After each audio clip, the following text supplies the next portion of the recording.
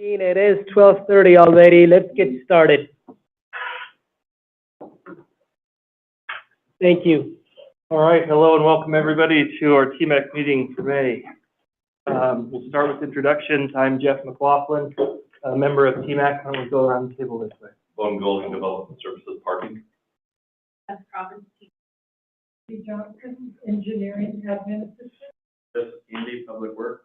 Ron Kiesler, Provo City Engineering. Kehan Shore, Provo City Engineering. Hannah Salzl, Provo City Planning and Sustainability. Jim Hamula, TMAC. Teresa McKay, City Council. And Greg McFarland, TMAC. All right, thank you. Our first action item today is to approve the minutes from April 18th, 2024. Is there anyone who? I move that we approve the minutes from April 18th, 2024. Okay. All in favor? Yeah. Aye. Okay. All right, moving right along. We'll turn the time over now to Hannah Salzl to talk about plans. The agenda lists conservation and resiliency, but it might include details from other plans. When I was given this assignment, I was asked to talk about all of the plans. I, of course, excluded a lot of the transportation and bicycle master plans that you guys are already really familiar with. And also to look a little bit, but not focus on some of the other plans that Mountainland Association of Governments, maybe some county-wide stuff. I will keep it very high level. I put more in the slide deck than I will actually reference. For example, each goal in the general plan about transportation has its own slide. I'm not going to read it, but Kehan will email you the slide deck. So if you want to go through it in more detail later, you have the language, you can do it at your leisure. And I'm, of course, happy to answer any questions you have. So these are all of the plans I'm going to briefly cover, but first I'll give some transportation context, touch on the general plan survey findings, which I was asked to summarize for everyone for the transportation elements, general conservation resiliency plan, briefly the hillside and canyons and river and lakeshore plans. Those are very similar in their through lines. And then the MAG Trans Plan 2050, which is more projects and less themes, but there's a little bit of that I'll highlight and pull out some of the Provo relevant ones. So this is emissions data and travel data from Google. We are one of the few cities that have signed up to get this. We were also one of the pilot cities for their canopy tree coverage. It's been really useful data. This is looking at 2022 because that's the last year for which we have complete data analyzed. So is this just getting info from people's phones? Yes, and also reported data in Google contracts with other emissions analysts to kind of pull what data they aggregate, and it pulls from federal EPA sites and puts it all together in one analysis. How accurate do they think it is? I would say give or take maybe 5 to 10%-ish. I think it's fairly accurate, but it's difficult to get too granular. Yeah, so it's heavily calibrated. Yes. The source data, like the phone data, is not accurate at all, but they have procedures to scale it up to match counts and other things. And so the total aggregate numbers make a lot of sense. If you zoom in on like what's the volume on this street, it's not very good anymore. Yeah, looking at citywide trends, that's just Citywide trends, county to county kind of flows, it ends up being pretty useful. interesting. Yeah. Here's what they pulled out for transportation. I'm just going to move this display window here. So overall, transportation alone, looking at carbon emissions, which are measured in tons of carbon dioxide equivalent. So of course it's emitting methane and things like that. They just convert it to the relative impact of carbon dioxide just so we can lump it all together. But this is looking at all emissions just scaled to carbon. For context, the buildings in Provo emitted 480,000 tons, 405 from, or 405,000 from just transportation. So they're pretty comparable, which is pretty normal for most places. And are your emissions including EVs? Like you've already taken that out of the percentage of what? Yeah. Which are a pretty small population in Provo, so it's not a huge impact. But yeah, I believe they are emitted. So of the miles traveled, 1.28% were walking. And of the total trips, it was about 10%. Cycling was less than 0.5% of the total miles traveled. Bus was also about 0.5% of the total miles traveled. I should note also, this only counts trips that start and end in Provo. If someone's just passing through on I-15, we're not credited with those because we don't have a lot of control over that. We're a pass-through city. Start and end, or start or end? These are the total. So if it starts in Provo and ends somewhere else, we get 50%, and the ending destination gets 50%. If it starts and ends here, we get both halves. This is just globally how transit emissions are calculated. This isn't unique to Provo. Right.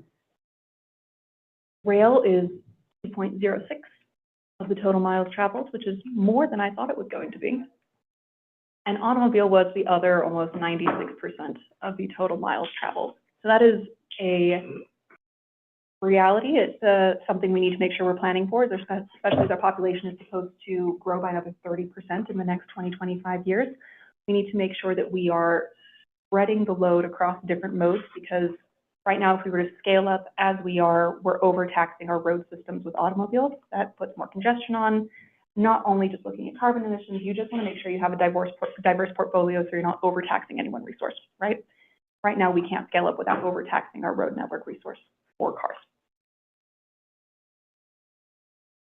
So, moving on to general plan survey findings, that's some of the transport context. Most residents were pretty happy with their life in Provo. 78 was the average rating for quality of life, and that was comparable for students and non-students. Most also agreed that Provo was growing a little too fast to much too quickly, a little over half. I should note that this was a little over 1,000 respondents, which more than meets the threshold for statistic validity. It was conducted by Y2, independent, random sample survey through mailing addresses. This is as statistically valid as you can get for Provo, and generalizable. Looking at city ratings, they were asked, would you rate each of these aspects in Provo? The ones in red deal with transportation. Walkability and trails and trailheads in the city were rated very favorably. If you're looking at downtown, walkability and the trails. But walkability outside of downtown was rated pretty low, and only 19% said traveling and getting around the city was excellent or good. Pretty low, but also bear in mind that people still do think they have a pretty overall high quality of life, significantly impacting that.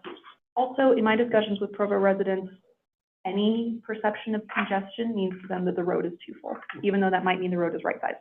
So take this with a grain of salt. This is their perception about their quality of life. They're not experts in transportation, but they are experts in how they feel about how they're getting around.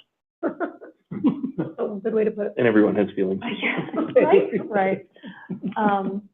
Looking at importance of priorities. How important are each of these to you? The number one for quality of life importance was managing traffic flow throughout the city. And number 4, so still in the top 5 with all that green there, providing safe and alternate transport choices was also very high. So people are agreeing that they do want to see varieties of systems, like I was talking about earlier, with not overburdening our one car network system as we're continuing to scale up. People are seeing that too and want some safe diversification. When asked to pick just one of those priorities for the city to focus on, managing traffic flow fell to number 2, just down from housing, and that transport choice fell a lot further. So it is very important to people's quality of life. They do like it, but it's not necessarily their top priority when it compares to housing, traffic flow, environmental friendliness, and taxes, things like that are in the top. Also worth noting, the best way to address their second priority may actually be to do that other transportation priority near the bottom, right? Same with becoming an environmentally friendly. Exactly. Most people's environmental priorities, I'll get there, there's a slide for that, was overwhelmingly air quality. Right. So they're all very interconnected. Then when asked, of all of those, what does Provo most need to improve? So what's most important to you, and what does Provo have the most room to grow with? That's where, again, maintaining and facilitating traffic flow was number 1, and safe alternate transport choices came back up to number 6. So it seems maybe not the most important, but Provo does have a lot of room to grow. Looking at what people want on the left with the blue bars is what do you want in your neighborhood? And the right, the multicolored bars, is how far are you willing to walk to access these services? Most people, almost everyone, wanted active transportation routes and public transportation routes in their community. And most people were willing to only walk about 5 to 15 minutes to access it. Beyond that, people don't really see it as accessible, which we already know. If it's within about a mile, most people will be able to access it about a 20-minute walk. This is specifically transportation, so there are no red boxes. The whole thing is a red box. People's number one transportation priority was traffic congestion and improving parking accessibility. That line there with parking accessibility is mostly driven by students, not necessarily by non-students. Improving air quality was number 3, and then you can see there's these top 3, and then there's a bit of a gap between the next 3. They kind of fall into natural clusters. Providing public transit options, very important. Also biking and walking, pretty neck and neck. East-west mobility, surprisingly, was not necessarily the highest. People care about it. They care about it more than commuter routes or reducing speeds in neighborhoods.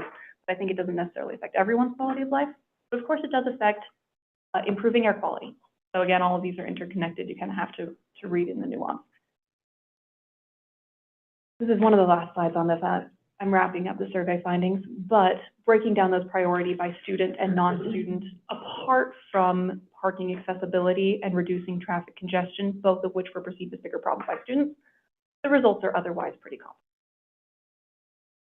Looking at environmental sustainability, this is the most important and where the city needs to improve most. Again, air quality, very, very significant lead on any of the others. This, I won't get too much into. This is just the expanded bit of that table with how far people are willing to walk to services. It's in the slide deck. You can look at it at your leisure, but it's really revealing.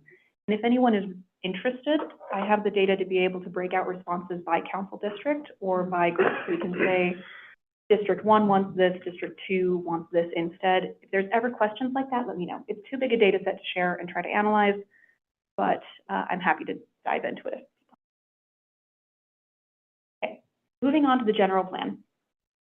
Every page in the general plan has a commitment and a top 3 strategies. So for transportation, the theme is connected and safe. The commitment is we promote a connected network of streets, trails, and tracks that efficiently move people, goods, and services through the city by a variety of means, again, emphasizing that diversification of transit modes. With the top 3 priorities to achieve that goal being facilitating an efficient connected network of streets and travelways to reduce congestion, encouraging access to a variety of safe transit, safe biking, and pedestrian facilities to reduce the number of vehicles on the road and improve air quality, again, noting that connection, and leveraging existing transportation routes, multimodal options, and expanding regional airport to grow additional social and economic benefits. Just by making it easier to get around, we're making it easier for people to get to stores within Provo, leading to new shopping and spending their money within Provo.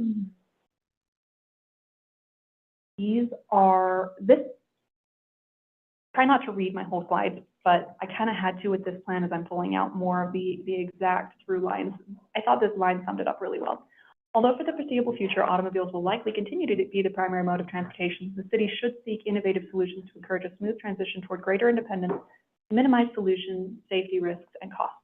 Public and active transportation will be important pieces of Provo's transportation future. If you have to sum it up in 2 sentences, that's it. That's the general plan's attitude toward it. We're not anti-car. People are still going to need them to get around, especially as we're lacking a connected regional transit system. People are able to get to and from work or around town, alternately on trains, buses, bikes, whatever. They'll still need to get around the region, and we'll still be owning and using cars. And we need to make sure that as we are looking at diversification, we're making sure it's accessible for all ages, activity levels. A full 19% of Utah County, of Provo, a full 19% of Provo in the last census was under the age of 18. So when we're looking at Provo residents, 1 in 5 is a minor who, for the most part, can't drive. So we need to make sure that these are safe for everyone. We also need to consider the holistic network, especially looking at first and last mile. You guys know all about that, and make sure that cars are able to move efficiently through the city by increasing connectivity, supporting EV infrastructure, although the city is not necessarily going to get into the selling energy business. We will facilitate others being able to come in, reduce single occupancy vehicle trips, especially commuting. With congestion at peak times, if we can get more commuters going by other routes, that would really help our road network. And repurposing underused parking lots as we start shifting to these other modes. And then, of course, increasing non-automobile options by increasing density in transit centers, but by that same logic, avoiding extreme densification away from commercial employment and transit centers, because then you just doubling the number of cars that have to travel in from the sprawled regions to access other services. But the more you can densify it around those services, the less they actually need to drive there, the more likely they are to walk there. Encouraging neighborhood commercial development, of course, is an ongoing struggle. Improving our active transit network, transportation, public transit, and micromobility. There are, I think, 4 goals in the general plan for transportation. I'm not going to go through all of them. They are building on exactly the same things that we've been talking about, but they are here for you to go through anytime you want. These are all the transportation goals. There is one in resource management, a separate chapter that just says to coordinate with conservation and resiliency plan, looking at a few more environmental metrics. The conservation resiliency plan is organized around these 8 themes. Mobility is one of them.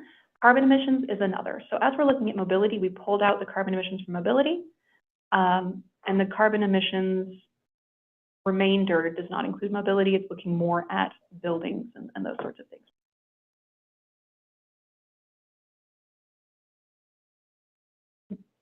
These, you might notice there's a section for environmental health and financial, environmental, and social health, which gets to the 3 plans or pillars of sustainability. Of course, environmental health is important, but if it's also not financially viable and socially healthy, it's not actually a sustainable principle. So we want to make sure we're addressing all of these pillars. Again, looking at reducing single occupancy vehicle trips, promoting other transportation choices, efficient networks so that people aren't stalling and emitting as they're having to drive, but also avoiding disproportionately negatively impacting any area's demographic groups as we're looking at communities that we're dividing by rail or by arterials. How are we making it safe for people to cross? Are we separating people from critical assets as we're widening roads and creating barriers around their neighborhoods? And also make sure that any solutions we come up with are accessible, removing barriers like cost, time, location, physical ability. Again, put the goals in here for you to go through. They're all going toward those same through lines. So hillsides and canyons, Who is ultimately responsible for overseeing the implementation of that plan? for the conservation resiliency plan. Okay. I mean, checking up every few years. I should have noted this. We have the 2019 baseline, and then in 2030 and 2050, some goals. So we're hoping to decrease total carbon emissions by about 5% from transit. A lot of that will come naturally from the market, but the rest we can do by all of the goals that we mentioned before. 5% is very low, but we also wanted to make sure that we were setting a goal we could actually reach. So we thought this was actionable. Do we have air quality goals not related to CO2 emissions?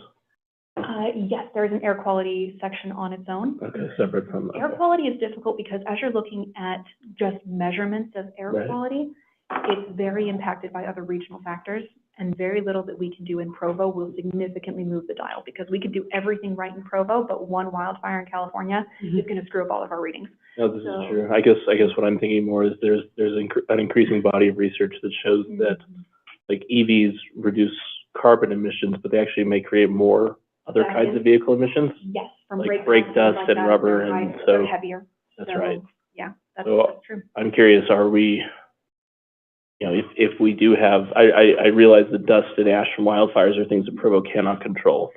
But even just having some kind of measurement related to PM 2.5 or the stuff that the Yeah. DEQ is already tracking, can we like set up, I know we have measurement stations in Provo for those things. Do we? We don't have any state DEQ, or the Department of Environmental Quality, Division of Air Quality Right, monitors in Provo anymore. They found them to be really? redundant with the ones Okay. in Linden and Spanish Fork, so they pulled them out and put them somewhere else. Okay. So we could use those Linden Spanish Fork readings. Sure. The reason we don't have them is they were the same. We do have some purple air quality monitors around town, but those are very subjective. They're Right. not endorsed by the EPA. They're good general litmus tests, but if we're basing our goals on that. Yeah, It's not no, the that's most understandable. accurate measurement. That's where we really hit problems with air quality, was how do we find a metric that accurately represents effort and success? What we ended up doing is creating a survey that I have not finished aggregating and publishing yet, but we're surveying behavior or residents on their behaviors that impact air quality. Right. So as we are shifting behaviors in our residents, we'll see that reported in the survey. and that will have an impact on air quality. Because if we try to measure the air quality, it's related by a bunch of other factors. We can measure what our residents are doing.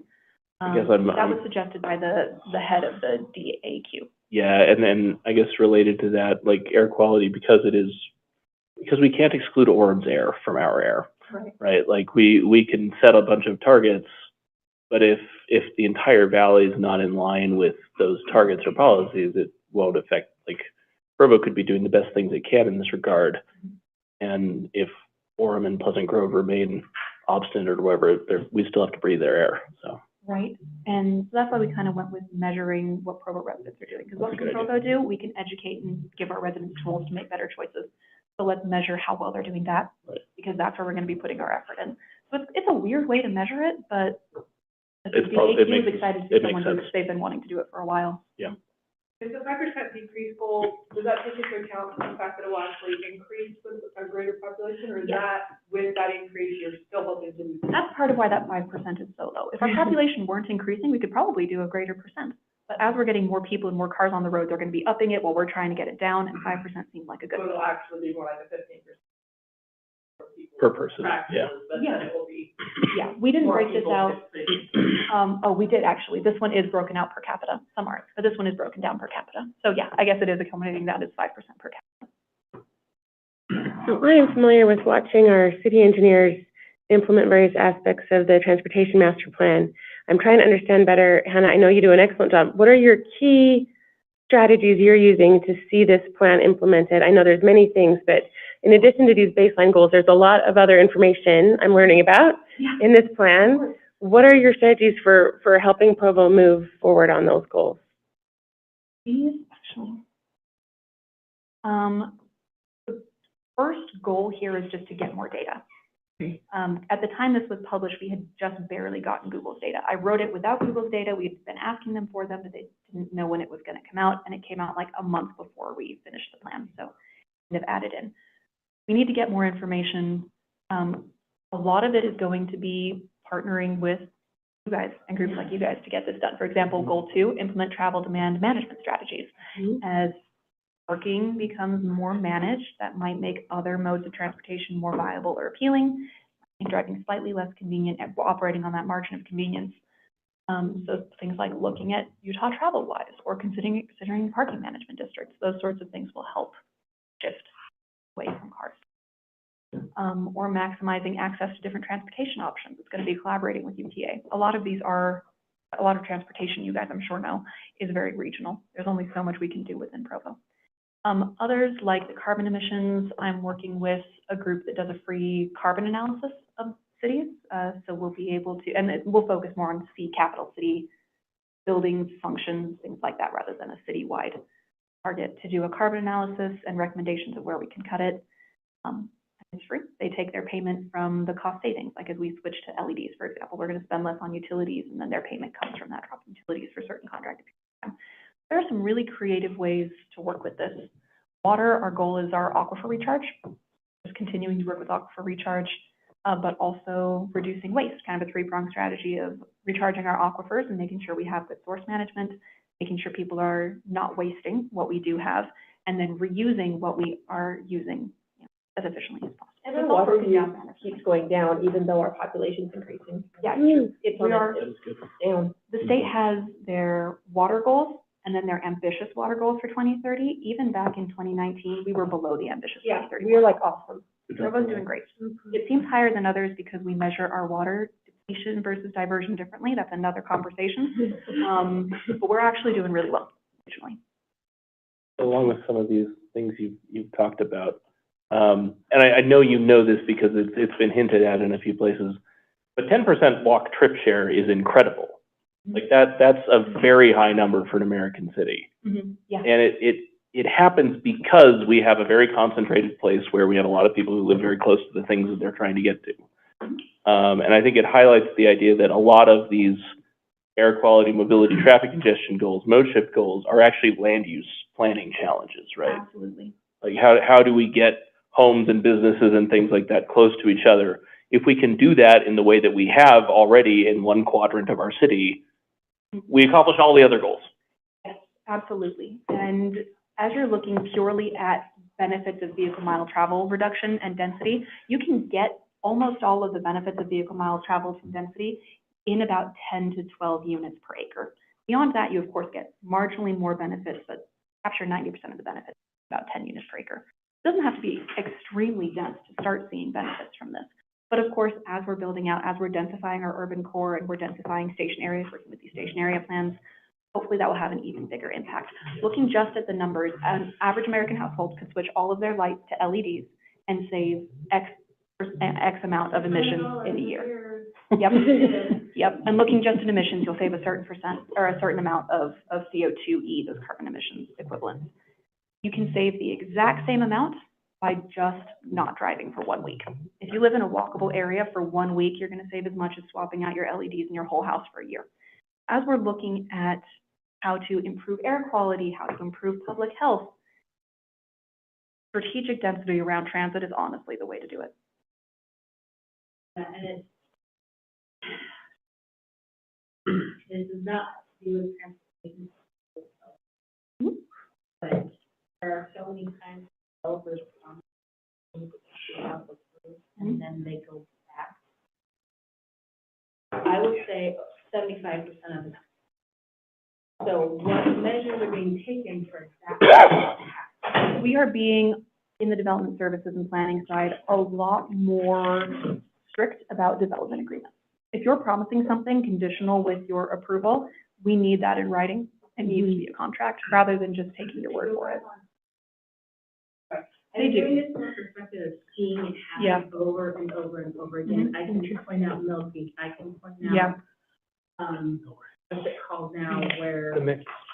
The mix, thank you, that was the other one I was thinking, I'm over and over this happening. Yeah, we have to blame that on Orem. The city agreed to the revision. So, because honestly, in West Provo, many years ago, we put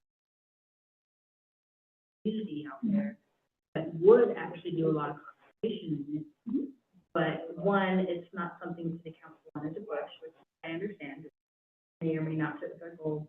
But two, finding a developer that would be willing to do it is hard. But then combining those two together and then having something that gets approved and actually built as approved, not continually changed. And I think that's one of our biggest problems with this. Agreed, and that's something that in development services, we talk about almost every staff meeting. I'm sure you do. We don't have a silver bullet solution yet. In theory, if it's in their development agreement and they don't do it, we could then sue, or we could threaten to sue and use that leverage to get them to do it. But sometimes they just would rather eat the cost of the lawsuit because it's cheaper. It depends on what's in the development agreement. Sometimes, but often stuff is already built on the ground and they're changing it halfway through, like with Millrace, and there's just not a lot we can do at that point. So we share the concern. Yeah. I love the goals and I love the trying to get the residents to help with these goals and everything, but the residents can only do so much. It's the development of the city that is actually really going to have these come together, and that's getting everybody on the same page to actually do what they promised. By everybody, you mean developers? Yeah. Well, sometimes the city, Sometimes the city, yeah. Planning commission, I feel. Yeah, that's fair. Planning commission has some concerns about this too, I'm sure. We talk about it a lot there as well. I think everybody has It all concerns comes about it. down to the things that we really love about people. Out on each other.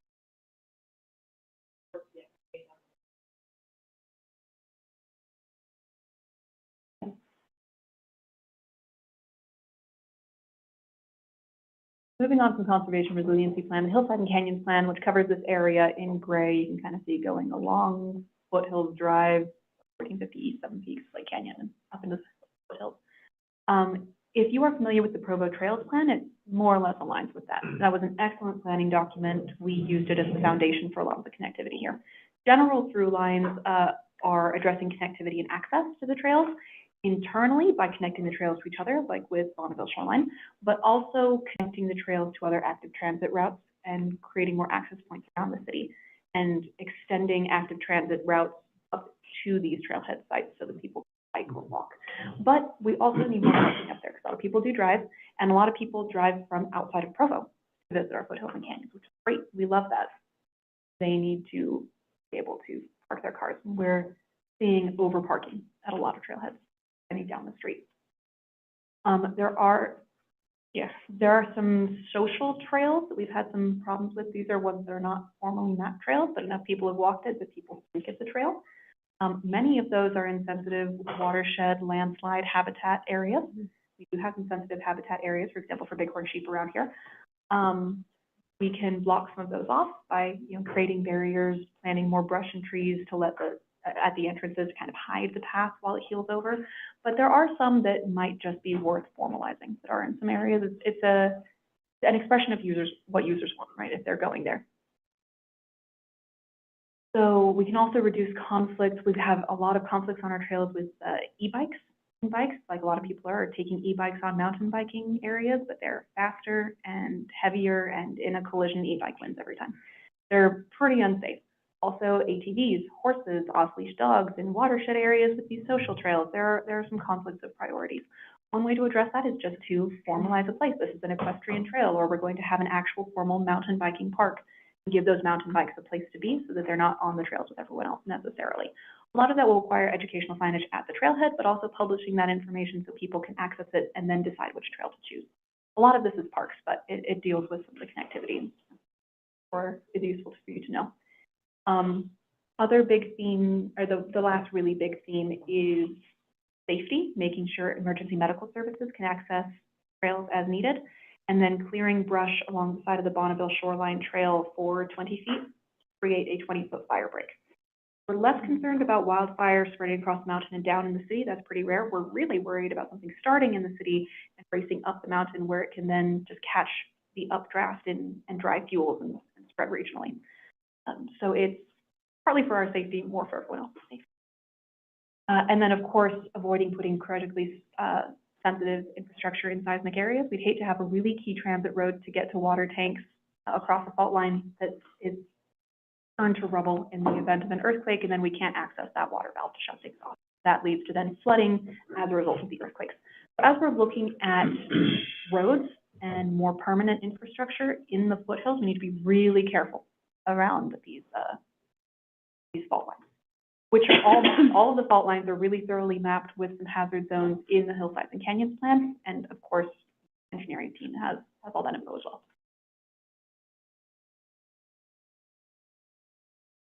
Again, goals to hit those themes. I'll let you read them in your own time. Oops, I forgot to change the name to River and Lakeshore Plan because I liked the font, and so I copied it over and forgot to change it. This is the River and Lakeshore Plan. I can send an updated version with the correct name for you to email out to everyone.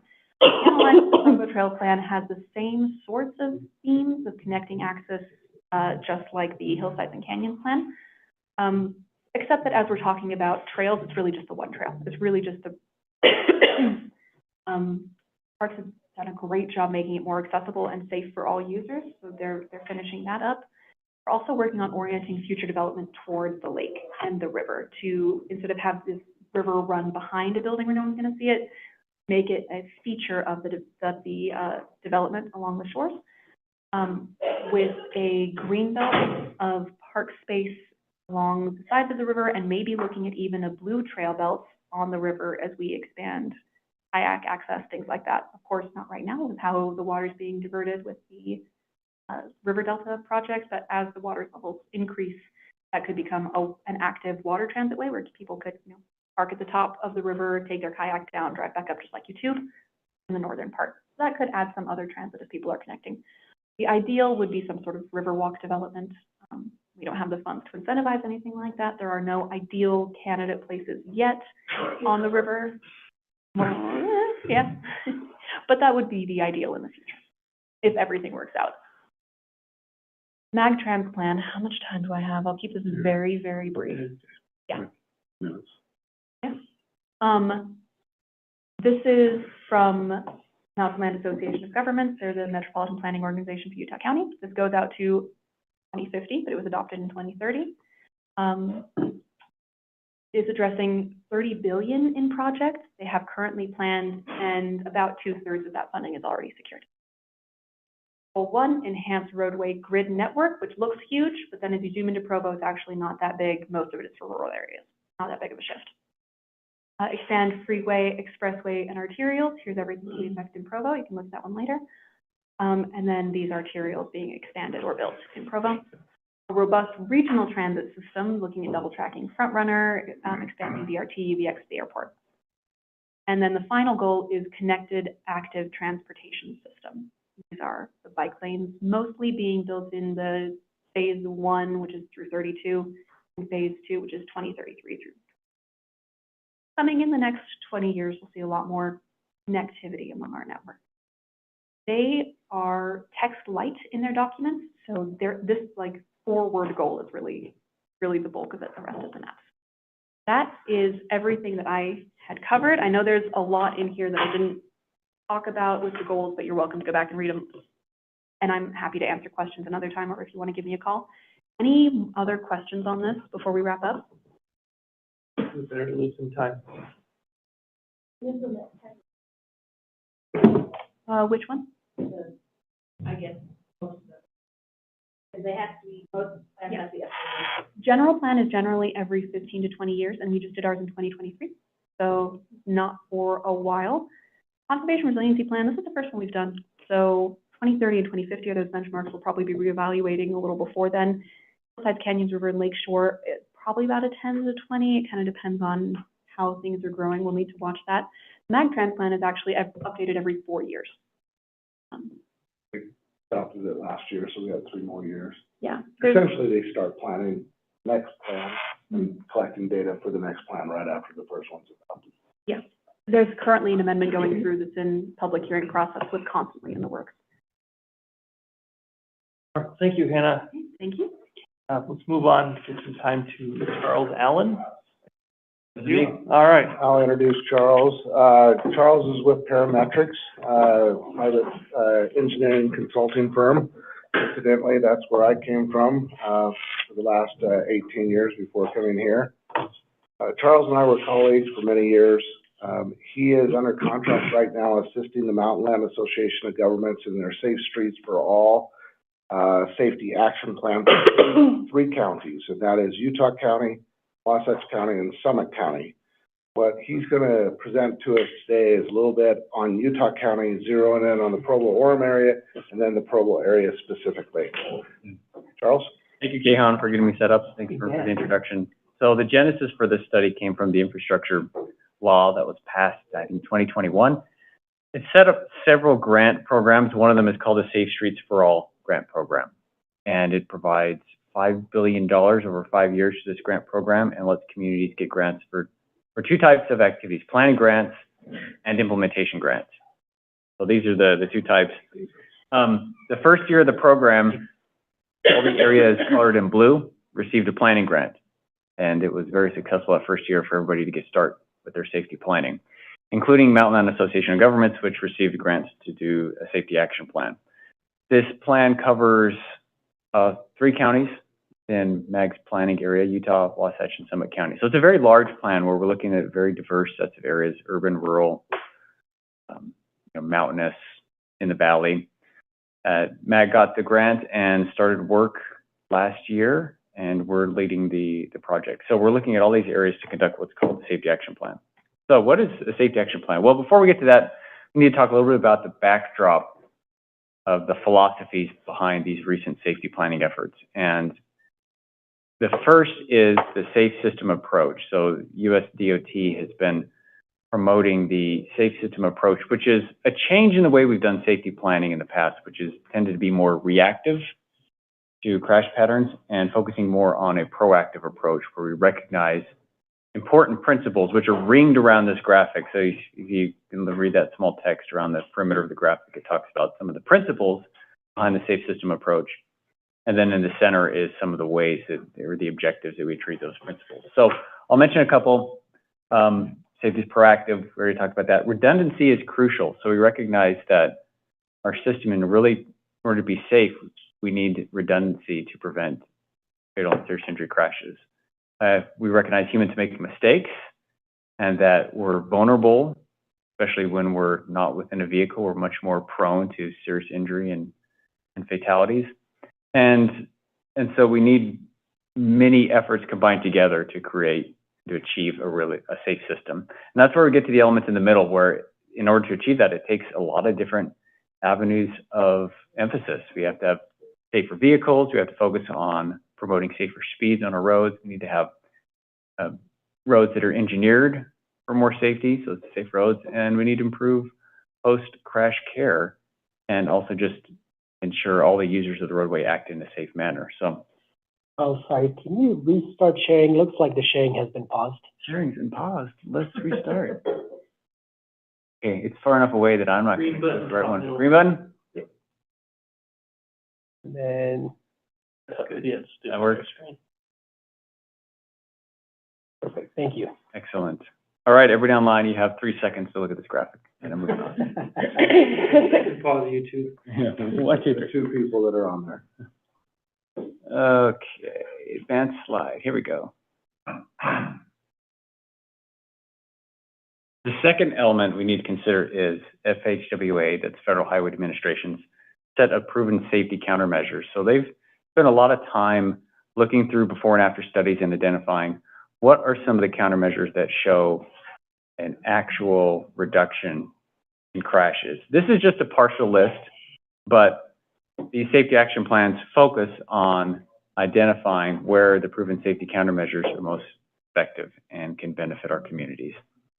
So a lot of these countermeasures revolve around protecting our most vulnerable road users, so people walking and cycling and on scooters.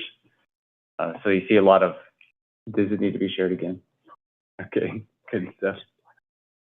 Yes, hey, you advanced the slide now. All right, no, you're fine. So things like crosswalk improvements, improved lighting, pedestrian hybrid beacons, walkways are important proven safety countermeasures. But there's other things like median barriers and roadside treatments for some of our more rural highways where we have a lot of runoff road crashes that result in fatalities. So again, this is just a sample. There's a great website that goes through all these proven safety countermeasures. So with that backdrop, what happens when a community conducts a safety action plan according to this program? There's 8 elements, and it involves public engagement. The meat of the analysis is doing safety analysis, so looking at crash data, identifying crash patterns, and then moving on to identifying strategies and projects to address those problems. So along the way, there's also an evaluation of equity, there's engagement and collaboration. And like number 2, planning structure, we're guided by a stakeholder committee represented by individuals from several cities and agencies, including Vern, who's been a good partner in this study. And then I'll point you to number 6, not to be overlooked. In addition to identifying safety projects, we're also investigating the way that Mountainland Association of Governments conducts its planning processes and finding if there are ways that we can better integrate safety into their regional transportation plan, which was just presented, as well as some of their funding mechanisms. Make sure that it's an important criteria when we're funding projects. Is this the order in which you go through, or these are just separate elements that are implemented simultaneously? Yeah, these are the 8 required elements. So the order that you do them during the study is, there's a lot of mixing and matching. Okay.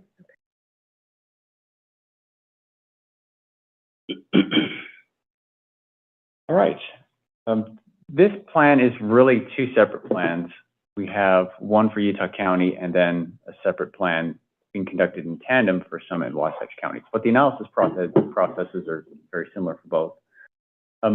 For Utah County, we split up the county into 6 geographic zones plus a 7th for the unincorporated areas. So those first 6, we grouped cities together so we can do some customized analysis about the unique safety conditions each one has. You have different types of roadways and land uses around the Payson area than you do in Lehigh. So we want to make sure our analysis reflected those unique patterns so we could identify the solutions that are most effective in each of those areas. So Orem and Provo plus Vineyard, we ran out of room to label everything, so we didn't type Vineyard in there, but all 3 communities are included in this. We feel very offended. Unique analysis. So in examining some of the unique characteristics of the Provo Orem Vineyard area, we've got some charts here that show the number of crashes per year from our analysis timeframe, which was 5 years, 2018 to the year 2022, and then crashes by severity. So there are 5 severity classes in crash analysis, but some of them we lump together in cases like this. So, for example, we've got fatalities, and then we have severe injuries, or sometimes called serious injuries. And then there's a couple other classifications of injuries that we lump together, and then finally no injury crashes. So our fatal and serious injury crashes are a small percentage of the overall crashes, but that is one of the big focuses of this program, is how can we reduce those? In fact, how do we get to 0 fatalities and serious injuries? Question, I'm looking at our window, the time window through 2022. The last couple of years, there has been such an explosion of the new micromobility technologies, and usage has gone way up. Are you going to try to account for that in any way, or you're limited to this particular time frame? I assume as usage goes up, collisions also go up, right? Especially since the regulation is ambiguous on trails, and we have e-bikes zooming by, and I'm just curious if that will be accounted for in the plan anywhere. Data analysis itself just looks at these 5 years, but Okay. our recommendations are forward-looking, where we understand trends are changing, there's different travel patterns, Yeah. and even more things that we can't foresee happen in the future.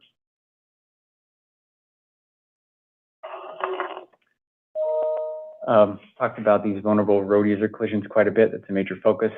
There were 573 of them occurred in the Provo Orm Vineyard area, involved cyclists and pedestrians. In the 5-year time frame. In the 5 years. And that's not cars. Well, so these collisions are a vehicle with a pedestrian and a bicycle, right? Correct. So a single bicycle crash that results in a fatality would not show up in these statistics, right? That's correct, yeah. What about an e-bike that crashes a pedestrian on a trail? Also not. Yeah, that would not be in this data. Okay. So this is a car striking A car. a pedestrian or bicyclist. Okay, thank you. Essentially, roadway crashes is the theme. Crashes happening in a roadway, usually involving a vehicle. Sometimes, it could be a cyclist in a train. As part of our customized analysis, we took a cue from the state highway safety plan, which identifies what it calls emphasis areas. And that's that set of bullets on the bottom half. So these are the types, or these are the major factors in crashes that are most associated with fatal and serious injury crashes. So we want to make sure we're paying attention to these types of crashes. So we did an analysis where we looked at each of those categories and identified where are those crash types, or in which of those crash types are overrepresented in the Provo Orem area. So those emphasis areas are all listed on the left of this chart, aggressive driving, impaired driving, bicycle crashes, etc. And then we look at the rates of those crash types statewide and as a county, Utah County as a whole, and then we identified which of these do we have high percentages in the Provo Orem Vineyard area than the county and the state. That's where these crash types are overrepresented. So we're going to give them extra focus in this plan and in some of our data analysis. So bicycle crashes, pedestrian safety, both of those highlighted by the tan cells are ones that have higher rates than both the county and the state. Do you mind moving the display screen so we can see the bottom Okay, category? don't mess it up. Here we go. Could you give an example of an intersection safety caused collision? Is it just one that happens in an intersection? Yes. Okay. Crash happens in intersection. We tend to see most crashes happening in intersections. Right. So a little bit more data. These are some of the categories that we focused on where we have high rates in the Provo Orem Vineyard area. 23% of crashes involve motorcycles. Sorry, these are just fatal and serious injury crashes. And it not being a law that you have to wear helmets, that's a state thing, right?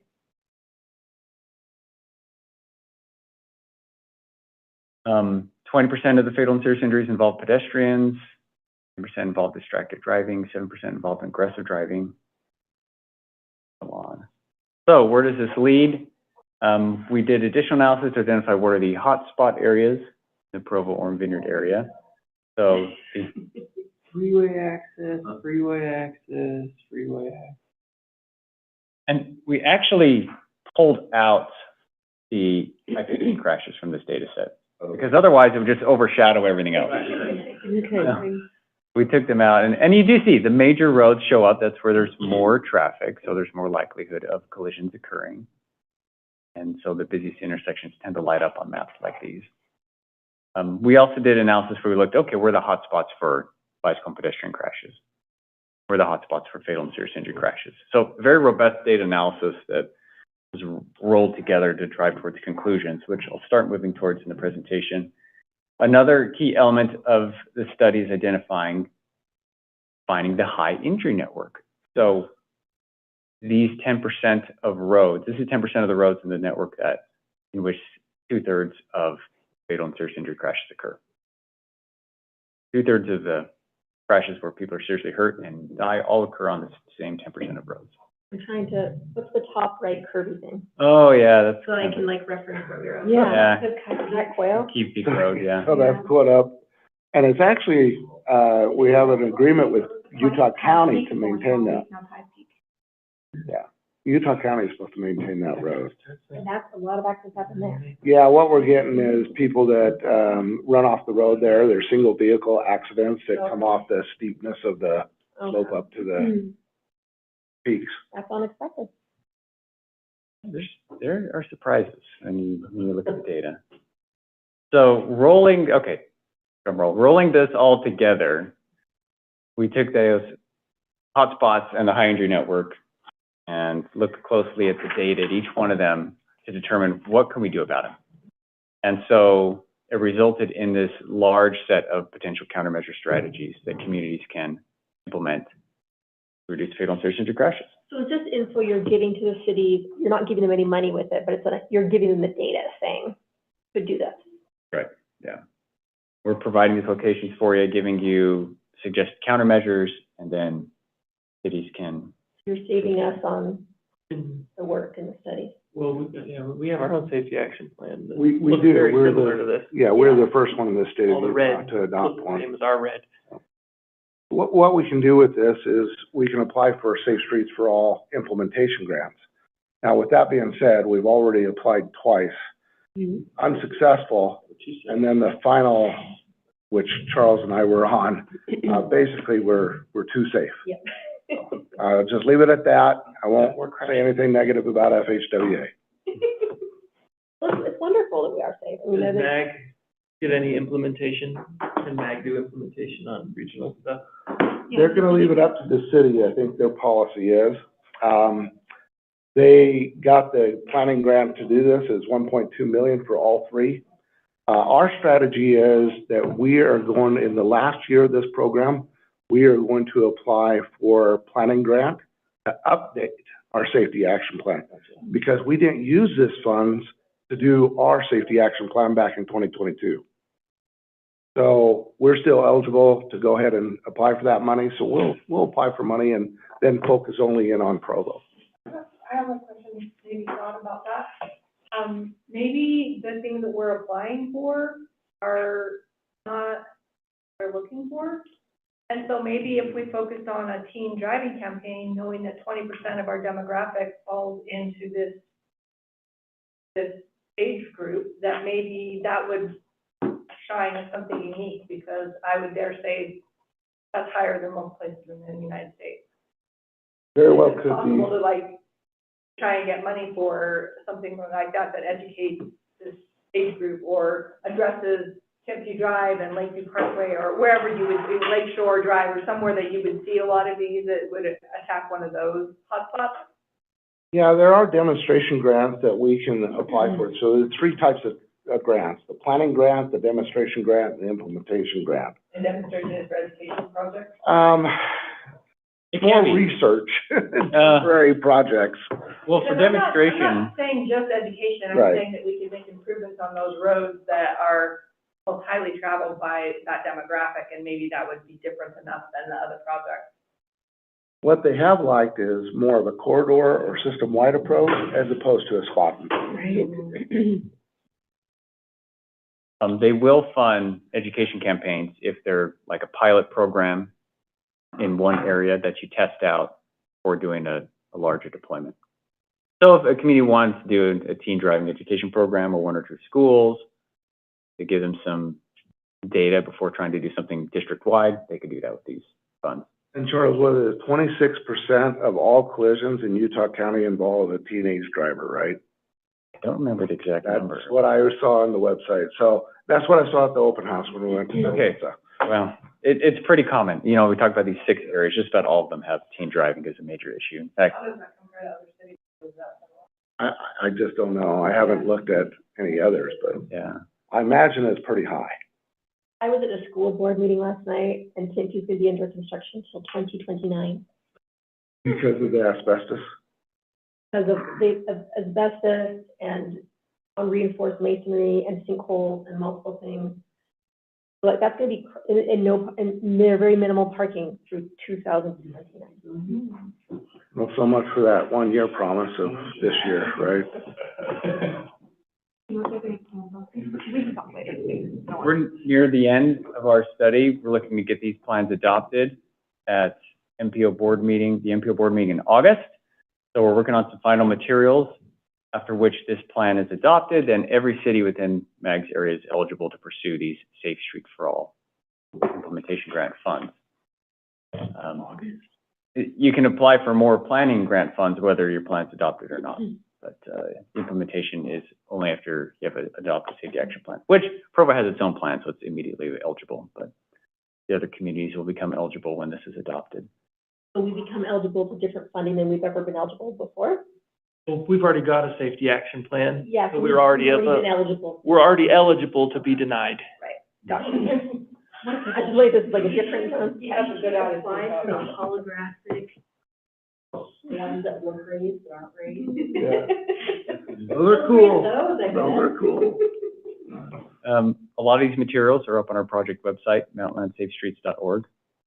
We've held some public events, and we're always looking for more feedback. So there's a project map, an online web map that has all this information that you can go into and click on individual little dots and lines and see more detail about the actual countermeasures we're recommending. Thanks, Charles. Appreciate it. Any additional questions for Charles? Thank you. Joy and Jeff, we have a couple of minor things that we should probably discuss in regards to the meeting schedule. Okay. Are you guys ready for that? Sure. One thing, I checked into the bylaws first, and it doesn't appear that there were ever a set of bylaws created. So give me a month or so, and I'll bring back a draft. And it's easier for you guys to respond to the draft than it is to give me some guiding principles at this point. Yeah. We'll talk about the chair and the vice chair. As far as membership, that's controlled by the ordinance, okay? So we'll just put some basic bylaws together for you guys to review, and then you guys can redline them, send them back to me, and we'll get them. It would be good to have in the ordinance, or in the bylaws, what the ordinance says about the membership, just with all neatly in one place. That'll be fine. I'll make sure I include that as an attachment. Our next month's meeting is June 17th. And, is that right? I'm sorry, it's June 20th. Thank you. It is June We're having a 20th. Monday meeting that week. June 20th. Provo City's offices are closed on June 19th, which for the second year in a row, I think, maybe third, second. There will be some staff that might enjoy taking a 5-day weekend. I'm just saying, there might be a few that might enjoy that. Well, would it be better to move it up? If you want to move it up a week or move it back a week in June, that works. Is there enough time to notice that? Does it only need to be 2 weeks? We're, what, 3 weeks away? We're fine. Yeah, we're fine. So if you guys want to move it one direction or another, that would work too. Later is easier for me. Great.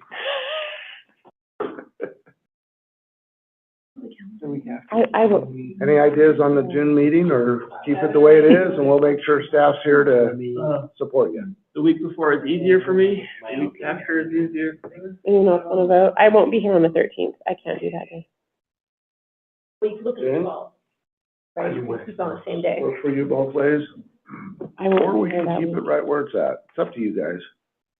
Who, will you actually be going on the 27th? I have no idea. I haven't checked my schedule, but that might be. James says that we could move it. It's up to you guys. I would rather move it because I feel like it would be less of a waste of time if the staff can. I agree. actually listen to it instead of the, well, no, I have to be here when I could be gone. Or that it would be rushed. Maybe we could Yeah, just have move work it the day if you before, don't know, I I don't know when know. for sure. Sure. Okay. chair. I propose, what if we move it to the 27th of June?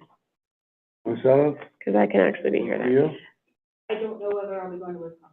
Oh, okay. We don't have. Do we, meet in July? Yes, So no? we do meet in July, and there's no conflict in July with the 24th of July, we meet the week before. So there's no conflict in July and August and September. However, Joy October. brought it to my attention that in October is the fall break from the 17th through the 21st, and I think we're scheduled to meet on the 17th. That's correct. And it never works well when we try to have a meeting during fall break. Something always goes wrong. So I would also hope we can move that one either up a week or back a week, and I don't have a strong preference on that if anybody else does. Could we have our on-the-record email chains and just have a group email that figures out dates for next few months? We could send out an email, given the choice between the week before and the week after for both months, if you like. Let's do that. Is that okay? Just Thank get you. back within 48 hours or something? Yep. I have to check with my boss. No, I understand, we all do. So, let's do that. We'll see if we can get that out Monday and give it like a 48-hour response. Okay? Joy, I will not be here for July. Thank you. Well, and we understand.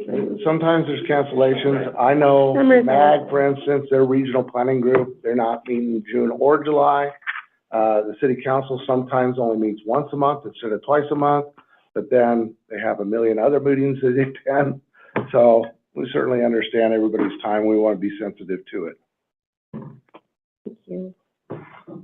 All right, so that's the last of anything, so we'll go ahead and adjourn the meeting. Thanks, everyone. Thank you.